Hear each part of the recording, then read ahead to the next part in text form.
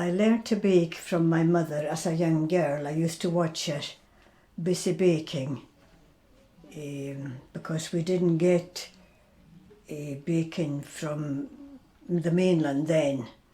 They had to make their own because they had their own cows and they milked the cows. They made their own crowdie and cheese and butter. And they milked the cows every day, so it was nice fresh milk that we had. I used to milk the cows.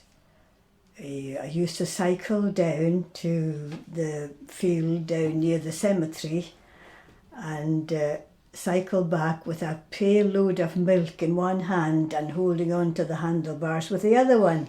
And I never spilt one drop. So I did very well, yes. And I love baking, so I still do my baking on my days off. It's a good therapy.